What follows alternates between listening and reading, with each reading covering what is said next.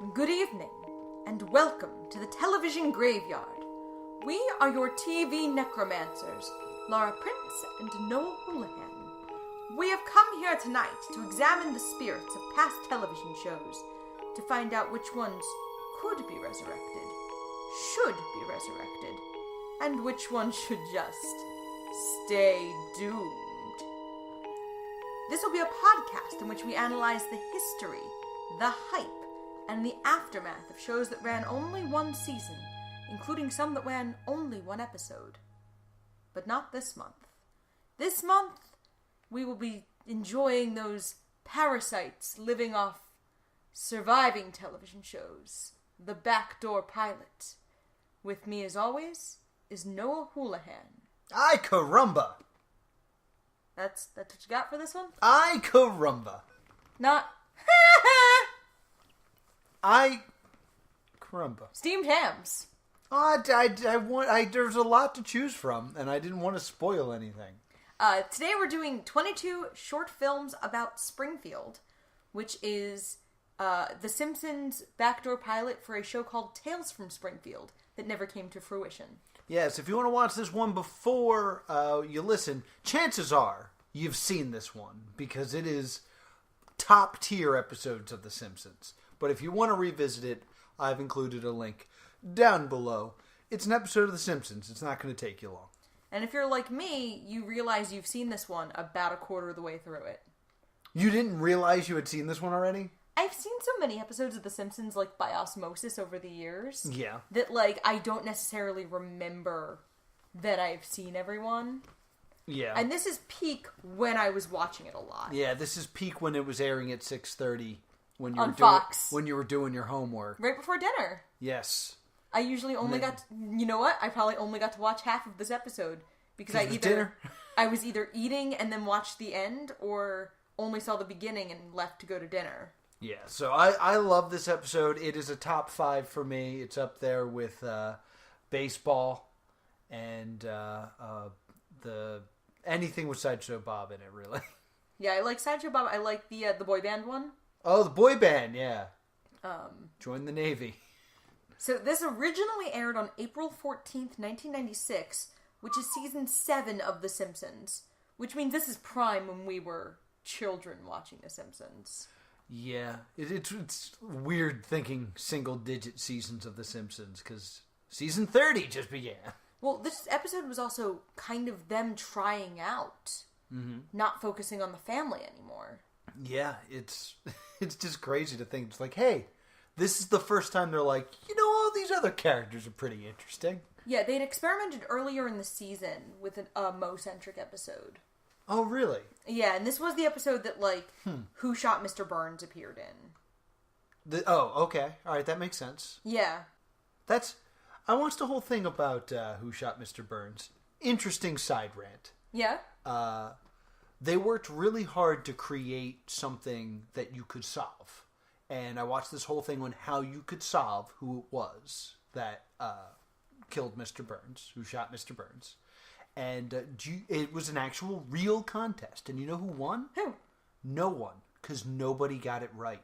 I would have thought someone would have gotten it right just by, being like, you know what? I don't care. Whatever. Maggie shot him. It's mind-blowing to me to think that, a TV show, not even just a TV show, The Simpsons, which has a giant fan base, did a mystery that nobody got. The idea of a mystery coming out that's not solved is not something that our time isn't like. Yeah, to be fair, this was 1996, so now there was not a subreddit devoted to saving it. That's true. Now, it would be like Wonka's golden ticket. It would be kind of. an insane frenzy on the internet in a way that it just couldn't have been in summer 95 into fall 96. Yeah. But we're not here to talk about Mr. Burns. We will briefly. But we're here to talk about 22 short films about Springfield. We open on Bart and Milhouse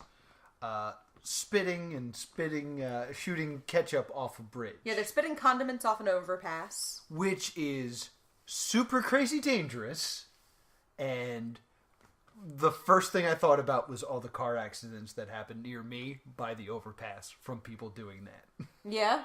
Like, I lived near, like, a highway exit. And when I was very young, they put up these giant gates.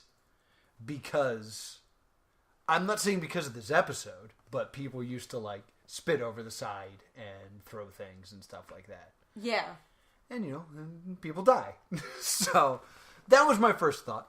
But that's not what I'm supposed to be feeling in that moment. There's, like, a land bridge by one of the malls near us. Mm-hmm. And it's all caged in. So it's fully enclosed. So, and then we have the excuse plot, where Bart muses out loud, like, all those people, I wonder if anything interesting ever happens to them. And it's so ham-handed, it must be intentional. Yes. And then the title card comes up of 22 short films about Springfield. Mm-hmm. And we're off to our first one. It's the elephant in the room. It's Apu! It's the Jolly Bengali. Yeah, this one actually has a title card. Yes, a few of these do have title cards. There's only, I believe, 3 with title cards. And let's start with the elephant in the room here.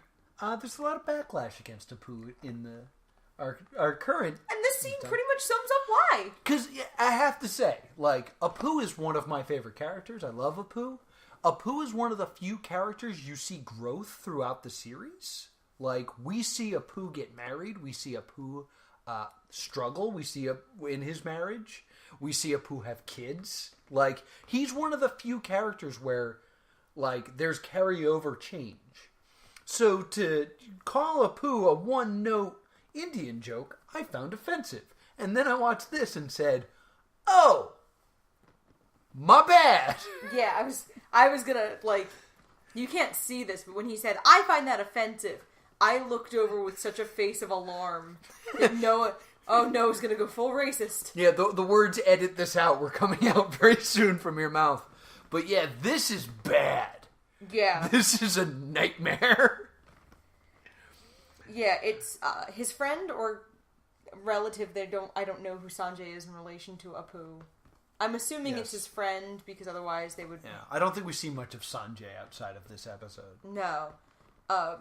Bullies him into going to a party. Apu says he will take exactly 5 minutes. Take a 5-minute break. He closes the Quickie Mart. And he tries to party like it's 1999. And 1999, 11:55. Yes. And in 5 minutes, he eats a tofu dog, drinks a beer, dances with a girl, has sex with her in a shed, starts a conga line, and they all fall into the pool. Yes. And he makes it back with a minute to spare. You skipped over all the racism, though. It did. Because he says something along the lines of... Oh, hello, beautiful. No ring, I see. So you are only arranged to be married. And then he has sex with a girl, and he says something horrible coming out. Don't worry. I'll tell everybody you are untouchable. Yeah, it's a bit gross in retrospect. It's also, like, clearly... This is what the white writers knew about Indian people, and it wasn't much. And, like, I hate saying things like, it was the 90s. But the truth of the matter is, it was the 90s. People weren't yelling at them, no, stop this. Yeah, it doesn't make it right or good. No. It makes them the definition of the word ignorant. Yeah. So that's bad. Yeah. And then Hans Moleman has been locked inside the store the entire time, yells at Apu for his 4 minutes back, and then says the iconic, I would have just wasted them anyway. Fun Simpsons trivia. How old is Hans Moleman? Oh, I know this. He's like 36. He's 30 years old. I love it so much. Yeah, Get ready for lots of fun Disney trivia Simpsons trivia. You're looking around our home. Yes. It's just... I guess we can confirm to the podcast that we are married. Yeah, we got married. Yeah, so we got married, hooray! And there's just Disney stuff all over our house. So I'm gonna give up the kayfabe that we're in a graveyard and... I dug up this show. I dug up the dead body of the Simpsons, which you know is dead. I think it's like the living definition of undead at this point. So then... Story 2. Lisa is outside of the house recycling a beer can, and Bart skateboards by and spits gum in her hair. It's an accident.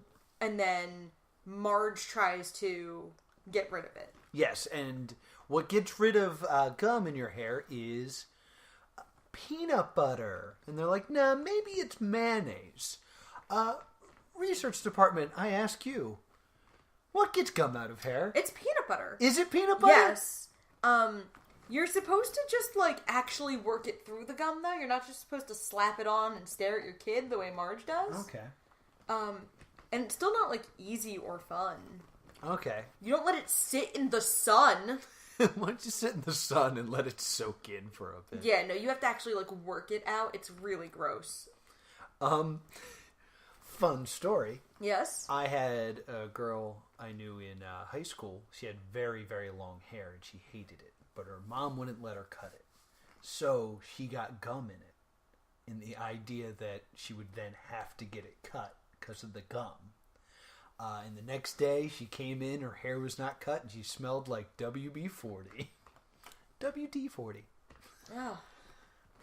That sucks. Yeah. I mean, she was playing chess there. Yeah, she was playing chess in a checkers world. Good for there her. might be 22 short stories in this podcast. Yes. Of things we think of. So the swarm of bugs attacks her. It's a swarm of, like, horseflies and bees. And then a bee, we follow, like, a POV shot of the bee. Yes. And he lands on Smithers. Well, we do see Bumblebee Man for a moment. We're not there yet. Yeah, but he shows up then. Yes, we do and see him. There's a moment of, like, B to B sup. Like when you drive by the same car as you, that you wave. Yeah. It was just kind of a, hey, I'm a bee, you're a bee. Whenever I see someone with, like, a different Star Wars thing on their car, we usually are like, yeah. Yeah, same club. Weebs, what's up? And then he lands on Smithers' glasses, and he utters one of my favorite lines. I'm allergic to these things. They cause me to, die. And he ends up getting stung. And goes into anaphylaxis. And they're wearing... Him and Mr. Burns are riding a tandem bicycle. A tandem bicycle, but Mr. Burns will not pedal. No. And they're losing steam, and it's up to Mr. Burns to save Smithers. And the only way he knows how to save Smithers is to make Smithers do it. It's a kind of a good scene. A great bit. It really is. And then they get to the ER. And they get to the ER, and they fall over, and they save Mr. Burns. Yes.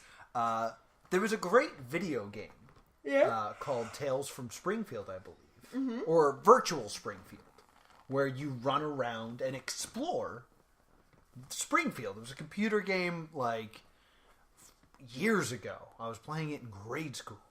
Probably around when this came out. And, well, one of, like, the bits is Mr. Burns and Smithers go by on the tandem bicycle. So this is, like, one of the iconic jokes. A lot of iconic jokes from The Simpsons are born in this episode. Yeah. And then we go into the hospital, and Dr. Nick is in front of the malpractice committee, and they're going over the 160 worst charges. Hi, everybody. Hi, Dr. Nick. I used to say hello that way because I love Dr. Nick. Hi, everybody. Why? I'm going to go back and count the short stories I tell in this podcast. There'll probably be more short stories about Noah Houlihan than there are about Springfield. And then, so they're, like, about to dismiss Dr. Nick as a fraud and get rid of him in the medical equivalent of disbar him. Mm-hmm. And then Abe Simpson is screaming that he needs to see a quack while he brandishes a scalpel. Yes. And I forget the exact wording of the disease. Now, the symptoms you describe point to bonus eruptus. It's a terrible disorder where the skeleton tries to leap out the mouth and escape the body. No, you're talking. And it can only be stopped with electricity. This is all just great Simpsons silliness. Yeah, it's very dumb. It's very silly. Makes me oh so happy. And then we're off to Moe's. Yep. Oh, and the way they connect it is the short-circuiting from electrocuting Abe, causes the lights to dim in Moe's. Right.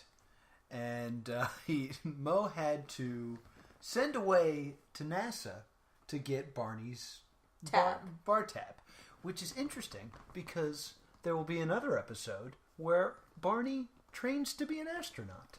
Maybe, it's supposed to be on NASA's tab the whole time? He shows up and he's like, oh, I know this guy. We had to calculate his bar tab. So, Barney's tab was $14 billion. Yes. Which is impossible. You want to work out the math on how much a beer is? I mean, he's not drinking fancy drinks.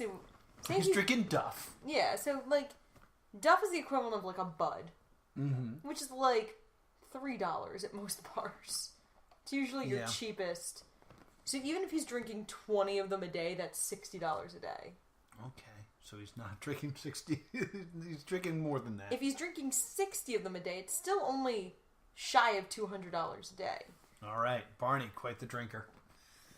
And I mean, Barney does win a film festival where he wins a tanker truck full of beer and yells, "Connect it to my veins," and he lives. So he's quite the drunk, that Barney. Rubble? No. That's the Flintstones. I mean, I'm doing math right now. All right, we are currently figuring out how much beer he has drank. 14, 1, 2, 3, 4, 5, 6. That's billion. All right. 9 zeros, that's billion. Okay. Divided by, say it's $5 a beer. Let's round up. Okay. Even though this is the 1990s and it's cheap beer. There's tat. That's still many beers. That number seems so... That's 2,800 million beers. 2.8 billion beers. Divided by, let's say this is over a year. That's 7,000 beers a day. Well, he also might have broken some stuff in a drunken rage. Yeah, I mean, it's... I can't believe we're doing the math on this. So Barney just pulls $2,000 out of his wallet and hands it to Moe as a payment. That's what he has. It's a start. And then Snake comes in. Yeah, Snake comes in, and Moe immediately goes behind a secret compartment. In his, panic room. Yeah. Between 3 inches of bulletproof glass. Mm-hmm. And Snake doesn't care. He just goes into the register. Takes all the money. And says the iconic line. Oh, goodbye, student loan payments. Ha ha. And Moe faints. Because he decides he's out of air. He's out of air in his panic room. And then... steamed hams. Yes, well, we go to commercials so that we can have a title card. Yes. For Skinner and the superintendent. Skinner and the superintendent, yes. And it's him trying to... he's trying desperately to impress the superintendent with a home-cooked meal, but he burns it. He burns his roast. So he's going to go to Krusty Burger and pass off meals at his own. But of course, the oven is smoking. So he says it's steam from the steamed clams. And when he comes back with burgers, he says... Superintendent, I hope you're ready for mouth-watering hamburgers. I thought we were having steamed clams. No, I said steamed hams. That's what I call hamburgers. You call hamburgers steamed hams? Yes, it's a regional dialect. And obviously, if you're listening to this, you probably saw that this was an iconic meme for a little while this spring. Yeah. It was just a thing that was everywhere for some reason. Oh, I can tell you why. Why? Because we live in the world of fake news and spin. And that's exactly what that is. It's a spin. No, these are just steamed hams. Ugh. And I actually write, oh, that's what the steamed hams episode is. Mm-hmm. So then the next thing we see is someone's calling for a donut tax and Homer needs to buy a newspaper. Oh, wait a minute. Huh. Because my favorite line in this whole thing is the northern one. Yes, I should be. Good Lord, what is happening in there? Aurora Borealis? Aurora Borealis. At this time of year, at this time of day, in this part of the country, localized entirely within your kitchen. Yes. May I see it? No. And then, They leave the house and it's on fire, and we hear Skinner's mother. No, Mother, that's just the Northern Lights. Simpsons trivia. Apparently, that's not really his mother. In the episode "The Principal and the Pauper," turns out that Skinner is not Skinner. He is a army man who has stolen his identity. It is considered the worst episode of The Simpsons. I thought they retconned that back out. I wouldn't be surprised, because it's garbage. Yeah, so there's going to be a donut tax, so Homer wants to buy a paper and accidentally locks Maggie in the newspaper vending machine. Mm-hmm. Which, can I just say, Simpsons, timeless. We've been dealing with this whole soda tax in Philadelphia for a while. I was going to say, I don't think I've ever seen a newspaper vending machine in the last several years. No, that's not the part I was talking about. But yes, he locks Maggie in. He doesn't have a quarter to reopen the... Because he went to the railroad tracks and all of them are flattened. This is great, just Simpsons in its prime. And he tries to send Santa's little helper for help, but he writes the note in Cheese Whiz. And Santa's little helper eats it like a dog. Yeah. What a great dog. So Homer's solution is he takes the whole... Machine home. Where I would assume there would be quarters. When Marge gets home, she'll fix it. And then we go to the Krusty Burger, where they're also discussing the donut tax. Yes, and it's when this becomes really obvious that it's Pulp Fiction pastiche. Yes, which I think this is true for a lot of people. I saw this well before I saw Pulp Fiction. I'm going to say it's probably true of a lot of people our age. Mm-hmm. Anyone under maybe like 35 probably saw this episode before they saw Pulp Fiction. Mm-hmm. Because they would have seen... I mean, I was not allowed to see Pulp Fiction as a kid. Yeah. I knew the $5 milkshake line, and I think I was like allowed to watch the dance scene once. I don't think I knew anything about Pulp Fiction until the anniversary. Like, they had the 25-year anniversary, and there was like a big DVD release. And I was like, what's Pulp Fiction? The 25-year anniversary is next year. All right, I guess it was... So maybe the 15th anniversary? Maybe 15th, yeah. You should try having parents who let you do whatever you want. I mean, honestly, I did. There was never a movie I wasn't allowed to watch other than South Park. Because, I remember watching Gladiator when it first came out and things like that. But, I don't know, Pulp Fiction was not on my radar as a child. There were 2 films I was not allowed to watch in my father's collection. Mm-hmm.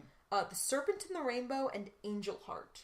I don't even know what those are. Based on what little I have found out about them over the years, my father did not want to pay for therapy. Because apparently they were, not only... They weren't just scary movies, they were, real messed up. Gotcha. And this has been a short story about Laura. Yeah, see, I got one. Me! So, they're talking about how they've discovered a McDonald's, yeah. Which is great. They're like, yeah, they got these things. They don't call them Krusty Burgers, though. They call them Quarter Pounders with cheese. I can't picture that. I can picture the cheese. Play the shake clip right here. Okay. Done. Yeah, I love that because it's shake. Ugh. And then we go back to the Bee-Man. Yes, and then we move on to the Bumblebee Man, which somehow... I don't speak Spanish. I'm not a native Spanish speaker. No, far from it. Nor did I do well in school when I studied it. This section is entirely in Spanish, and somehow, even though I don't speak the language, manages to be more racist than the Apu episode. Well, it's also... The Spanish in it is incredibly basic high school Spanish. Yeah. It's not elaborate. It's not advanced in any way. But, there's a moment where his home collapses on him, and his wife leaves him, and he just screams, Ay, ¿dónde está mi tequila? Where's my tequila? Yeah. It's like, It's not good. No. Not a good time. Nope. The Simpsons kind of racist. Yeah. Yeah. Yeah, he goes to it's just this elaborate slapstick sketch. Mm-hmm. Which is what Bumblebee Man's job is. I think the joke that we're supposed to be getting out of this is Bumblebee Man portrays this character on TV who's like, I don't know, Mexican Mr. Bean. Yeah. And then when he goes home, he is still that. Like, that is still just his life. It would be like if Rowan Atkinson's real life was like that. Yeah. So then we go to Snake and Chef hits Chief Wiggum with his car. Yeah, and like it is shot for shot Pulp Fiction, where Marcellus Wallace is walking with the cake. Yeah. And gets run over by Bruce Willis. Because Wiggum has donuts. Mm-hmm. And then they just brawl until they're in a pawn shop. Military antique shop. A military antique shop where the one-armed man, whose name I can never remember, ties them to a chair and puts ball gags in their mouth. Yeah, like the Gimp in Pulp Fiction. But ball gags at 6:30 in the afternoon on network television. Yeah, and I feel like they called someone Zed. Yeah, I think they said Zeb just to change it a little bit. Yeah. Oh, they're waiting for Zeb. Yeah, Zeb's gonna get here. And then the party will start. Okay. And in comes Milhouse. Did we miss... Oh, no, this is later. That's later, excuse me. Yeah, I got this. Yeah, so he points the gun at them and ties them up, and then we go elsewhere. The next thing we see is Reverend Lovejoy walking his dog and encouraging his dog to, quote, "That's a good boy. Good boy. Do your dirty, sinful business." Yes. This is one of the few characters who I feel like we never see again. Yeah, I feel like we don't see a lot of Reverend Lovejoy. No, I'm talking about his dog. Oh, puppy. Like that sheepdog, I don't think I've ever seen in another episode of The Simpsons. Pupper. Reverend Lovejoy is in quite a few episodes. His daughter, I believe, is Drew Barrymore and tries to date Bart. Yeah, and isn't she, like, evil? Yes, questionable Simpsons trivia. And, Reverend Lovejoy has a few things, but they do kind of establish that Reverend Lovejoy doesn't like Flanders because he's too much into God and makes his life more difficult with all of his godding. As he convinces his dog to continue his sinful business, Flanders sticks his head in and... Drew Barrymore voices Krusty the Clown's daughter, Sophie. Oh. I apologize for my incorrect Simpsons trivia. Yep, you were wrong. I'm sure people were screaming it at their computers or their phones, so... I know, but I like to help. Thank you for helping. Yeah. So then who played Reverend Lovejoy's daughter? That would be... Her name was Jessica Lovejoy. Mm-hmm. And she was played by Meryl Streep. Meryl Streep! Yeah. Oh. My bad. In any case,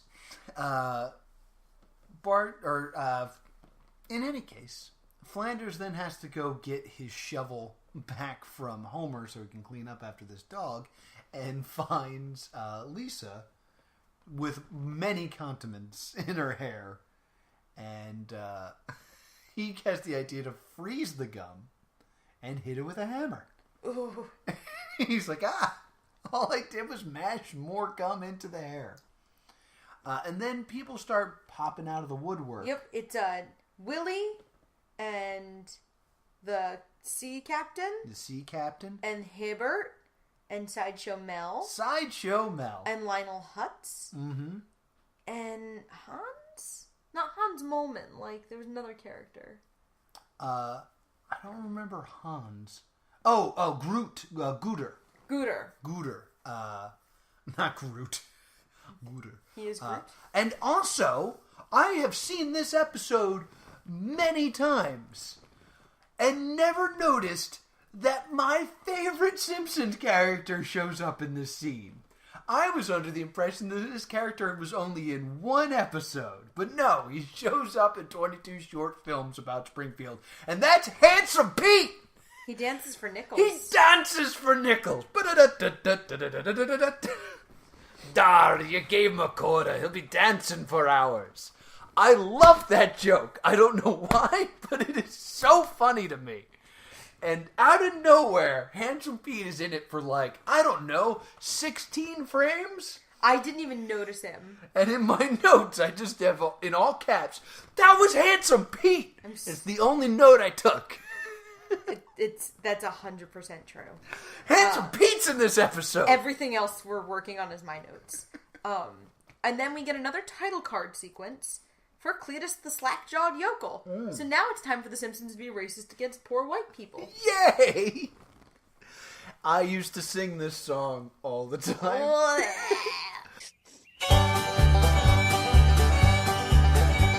Most folk will never lose a toe, and then again some vocal, like Cletus the slack-jawed yokel. It's great. Cool. And that's a terrible short story about Noah Houlihan. But this is one of my favorite jokes. He gives shoes to his wife Darlene. She doesn't like them, so he throws them back on the power lines where he found them. And he climbs up there. But he climbs up there, and then it's... Hey, you know what? I could call my ma while I'm up here. Hey, Ma! Get off the dang roof! Excellent joke. I love it. And now we're at Comic Book Guy. Yes. Actual name, Comic Book Guy. Huh. They officially named him that. So, Milhouse needs to use the bathroom, but in Comic Book Guy fashion, it's for paying customers only. So Milhouse is desperately trying to buy anything. Yes. And first it is a signed picture of Sean Connery, signed by Roger Moore. That is worth $150. I do this joke all the time and never realized it was from The Simpsons. There's something really funny to me of a celebrity signing a picture of someone else. Yeah. Usually what I say, I take it another level where I'm like, hey, this is a picture of George Clooney signed by Val Kilmer, or signing Michael Keaton's name. I think that's super stupid and funny. So to see it here, be like, that's where I got my comedy influence from. So, but it's Milhouse desperately needs to use the bathroom, and then while Comic Book Guy is bullying him into buying something, Mr. Van Houten comes in and yells at Milhouse for buying comic books and doesn't let him pee. And says he's wasting time and they're leaving. Mm-hmm. So off they go. And that's the whole story for Comic Book Guy. We follow Milhouse and Mr. Van Houten, though. They go to the military antiques, and Snake and Moe are tied up, and then they come in and Milhouse needs to use the bathroom. Yeah. And so Mr. Van Houten's really weird and awkward about it, and also gets tied up with a ball gag. No, he never actually gets tied up. He's supposed to. He's standing there while Snake and Wiggum plead through ball gags for him to help him. And Mr. Van Houten just talks about how this used to be a pet store. Yeah.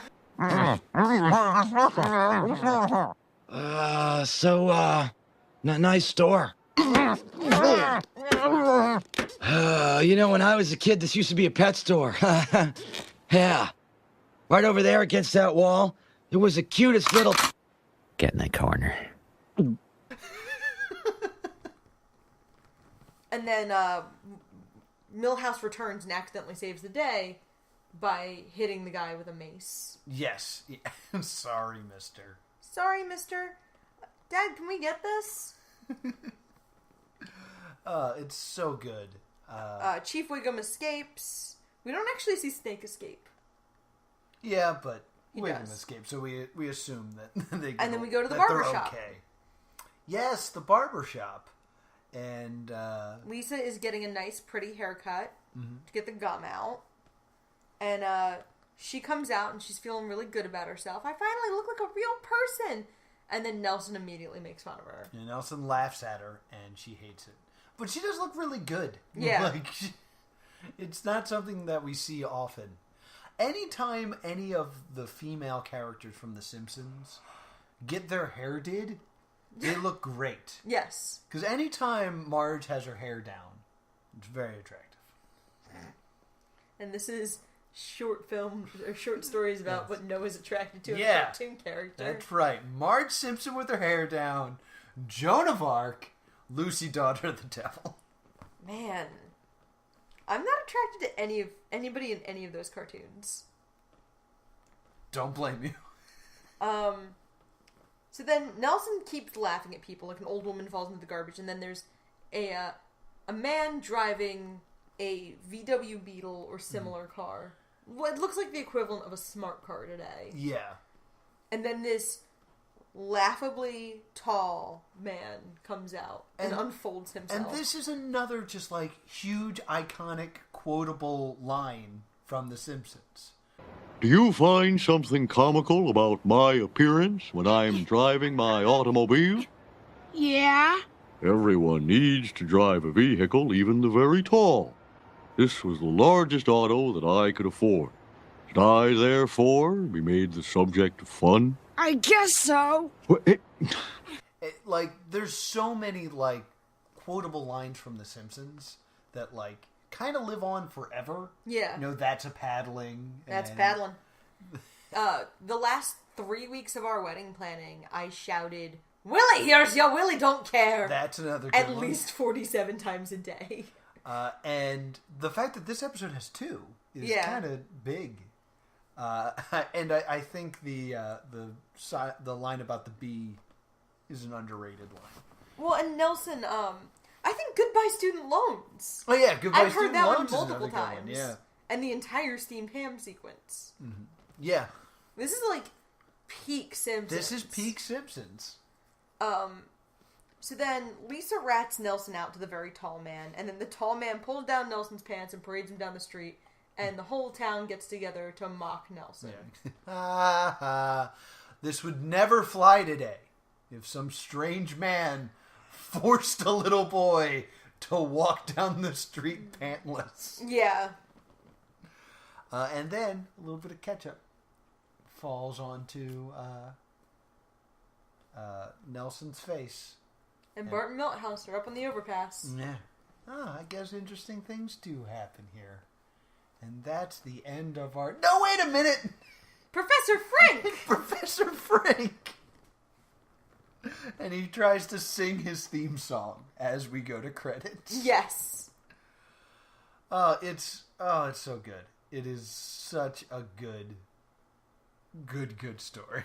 But I must say this. I count 19 stories, 19 short films. If I go through my list here, here are my 19. Apu, Lisa, Burns and Smithers. I don't think those are two different stories. Dr. Nick, Moe, Skinner, Homer, Wiggum, B-Man, Snake. Yeah, I'll consider Snake his own story. I think I'm stretching here, though. Lovejoy, Flanders, which is really stretching. Cletus the Slackjaw Yokel, comic book guy, kind of. Milhouse, Nelson, Bart as the frame story, Frank, which we don't see, and maybe Abe Simpson? Yeah, like that sub... Like, the only way I can stretch this to 22 is if I include the two other cops. Yeah, like I'm looking at the Uprocks entry, which is based on Wikipedia, and Wikipedia lists 19 separate scenes. See? Not 22! Not 22! In this episode that included exactly 22 short stories about Noah Houlihan. So, what this actually comes from is there was a movie, or was it a movie? Yes, the film 32 Short Films About Glenn Gould. And it's a loose, a loose parody of Pulp Fiction with the interconnected stories. Okay. But I guess that's where they wanted to keep that 32 short films, but they knew they couldn't do 32, so it's 22. Oh.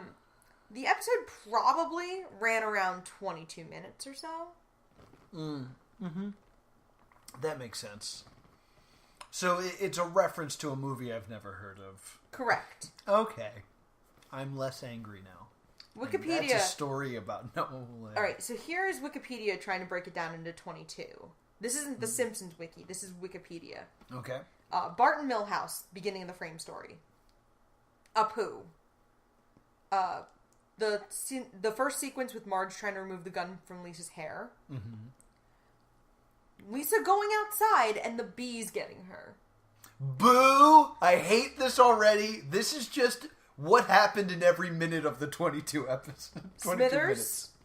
Dr. Nick, Grandpa, Mo, steamed hams, Maggie in the newspaper box, the Royale with cheese, Bumblebee Man,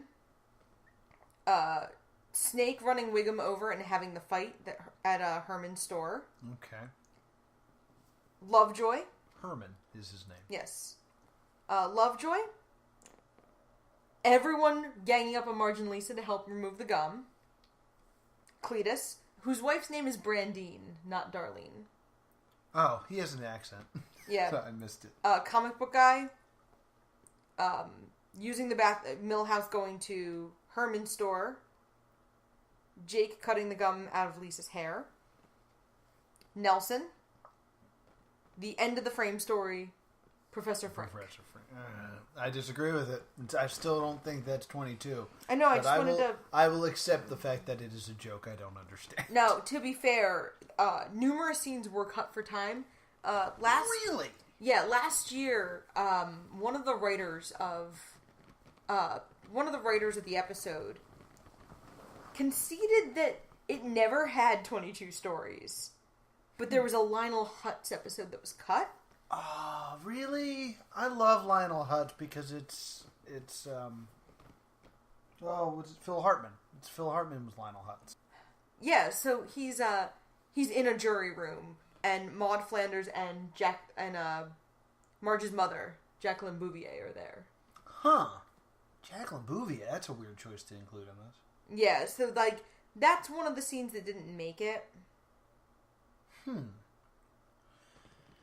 See, that I find very interesting, considering this is a Backdoor pilot. Yes. And I'm to understand that if this got picked up as a pilot, it would be more of this.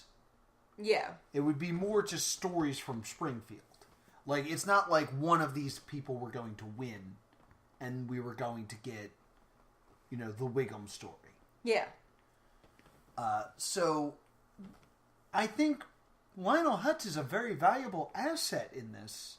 In that it's like, we could do a court story every once in a while. And that is a great way to bring in another character. Like, yes. Today Willie's getting sued. Mm-hmm. So it's of all the ones to cut, if you really wanted to make this a pilot, that is not the one to cut. Yeah, and I apparently... think you cut Dr. Nick. And apparently all of this came out of, there was a sketch in the episode The Front, where they had, the Adventures of Ned Flanders. Okay. It was one of those, The Simpsons will occasionally do, at the end of an episode, the episode ran short. Yes. I kind of remember the Adventures of Ned Flanders, where,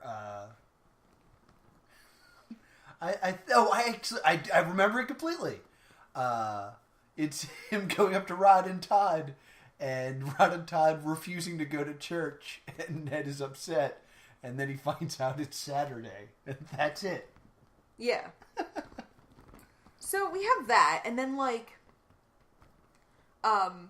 they kind of had this idea that it could be a rough anthology series, and it makes the argument that, you could feature more about Springfield than just the family.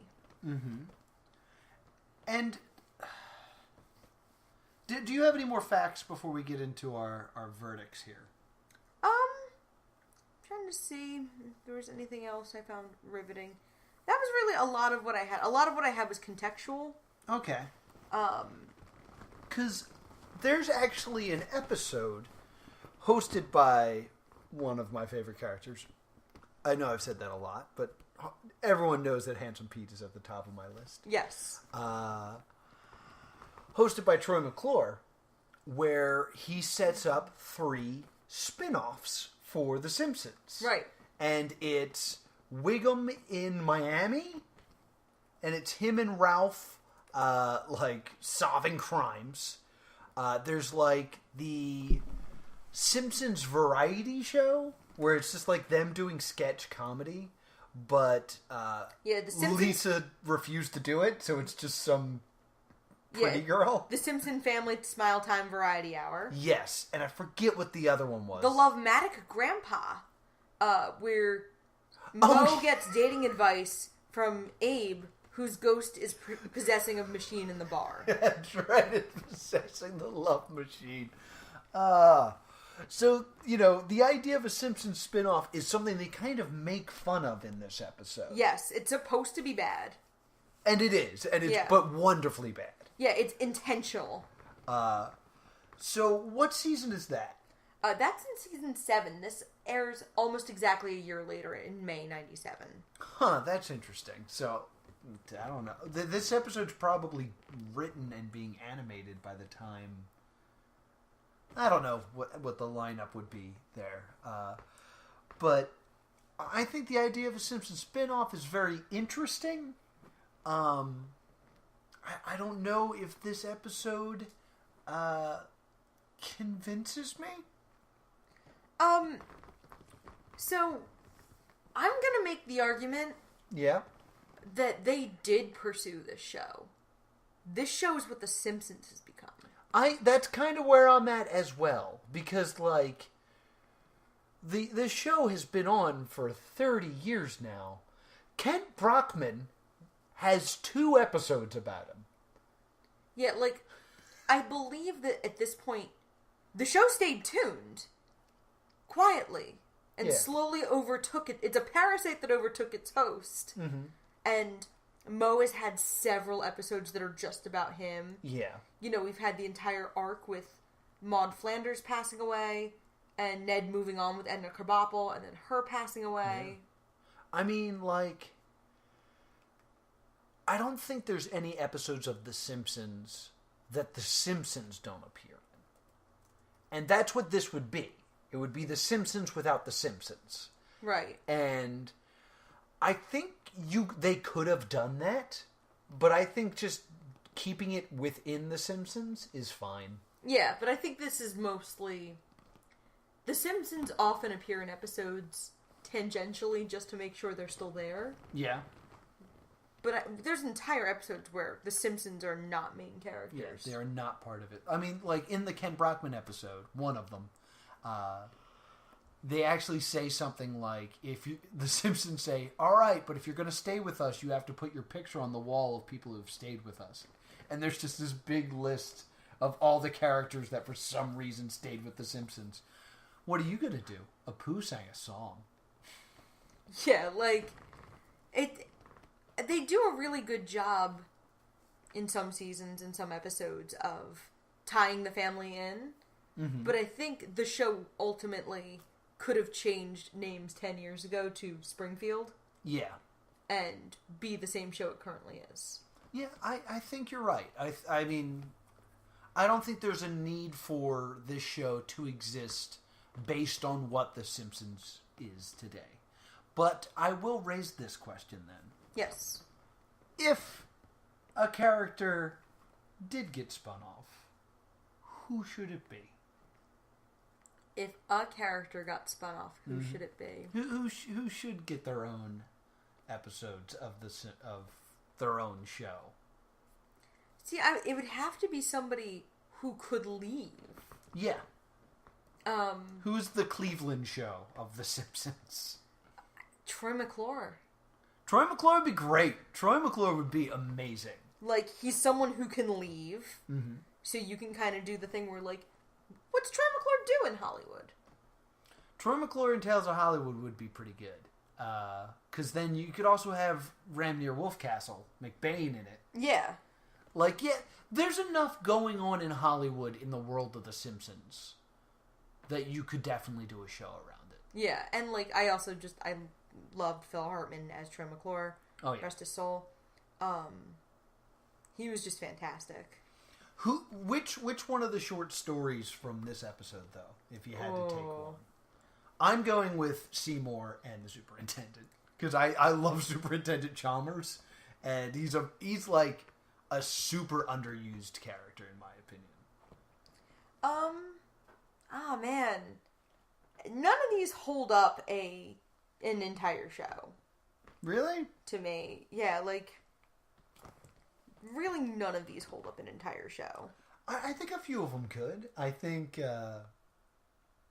Wiggum and just, like, crime in Springfield could work. Yeah, like the hilariously suburban cop. Yeah, I think a ER drama with Dr. Nick is kind of a fun idea for a show. A Cheers-esque, like, Sad Cheers. Sad Cheers is a show we should start making right now. I would totally love a show just called Sad Cheers. Norm. Sad, so, like, sad, I guess Mo could do, like, a Sad Cheers kind of. When we were originally at one point writing a sitcom about an open mic night, that was Sad Cheers. That was Sad Cheers, yeah.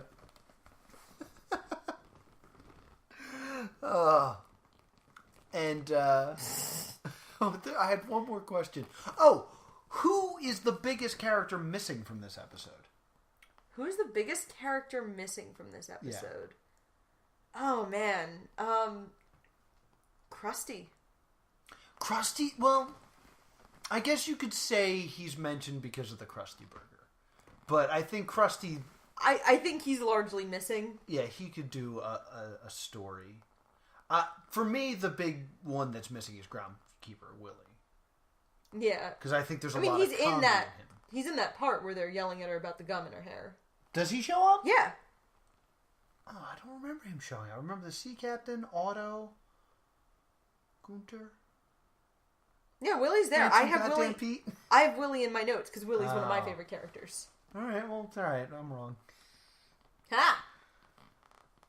Drat. Snowball. Snowball is missing. Snowball? I don't know how much comedy you can get out of Snowball. A lot. Also, Snowball dies in the first episode. You're thinking of Snowball 2. Simpsons trivia! They're probably on, like, Snowball 8 by now. I mean, we're missing a lot of the other kids. I mean, of the kids, I guess Martin or Ralph. Yeah, I feel like we should see Ralph. Yeah, Ralph is a good source of comedy. Edna Krabappel. Yeah, Edna Krabappel's missing because we don't actually go to the school. So yeah, those are some good ones. And just really goes to show the rich that we could talk about this. Yeah. Like, The Simpsons is unique in TV for its the well of characters.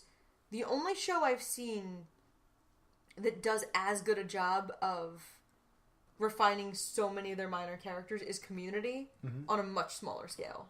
Yeah. Like, here's a perfect example. I know who Arnie Pie is. He's Arnie Pie in the Sky. He's the guy who does the traffic report for Springfield. He's in the helicopter. I don't know the people who tell me my actual traffic. Oh, God, I don't know either. My cell phone? Yeah, like, I've listened to traffic reports, but, like, I can't tell you who's on ABC, NBC, CBS, but Arnie Pie in the Sky is on the lookout for Springfield. There's one person I can tell you does, like, weather and traffic for one of the radio stations near us, because it's a guy I actually know in real life. I don't listen to his station that often, but it's just my friend. Actually, yeah, I know John Butterworth, who I believe works at the same station. Yeah, and, like, we went know to school with his daughter. Yeah, people we actually know. Yeah. Short story about Noah Houlihan. I know John Butterworth. He's a traffic guy. Laura doesn't name drop. Short story about Laura. So I think that's going to do it. The guy I know was on Broadway once. I think that's going to do it for this episode. So that brings us to the end of Backdoor Pilot Month next week. Yes, next week. And what will we be doing? I think the current plan is to attack Wayward Sisters. Yes, Wayward Sisters. The attempted spinoff of Supernatural. Yes, this one came suggested by us by someone who I will look up and mention on next week's episode. This episode was suggested by Mr. Jeff Stormer. Of course it was. So, hey, Jeff. Hi, Jeff. I hope you enjoyed this. Congratulations on your Kickstarter. Yeah, good job, buddy. By the time this is out, it'll be closed. And if you didn't donate, you missed out on an awesome RPG. But it got funded, so you don't have to, cry yourself to sleep. You can still buy it later. Yes, eventually, for a marked up price. Yeah. So, take that. Where can people find us? They can email us at thestaydoomedshow@gmail.com or on Facebook or Twitter at Stay Doomed. And if you want to talk to me about either Handsome Pete, or if you want to start writing a spec script for Sad Cheers, I'm at TV's Noah on Twitter. If you would like justice for Snowball, I'm at Priorities. Until next time, stay doomed.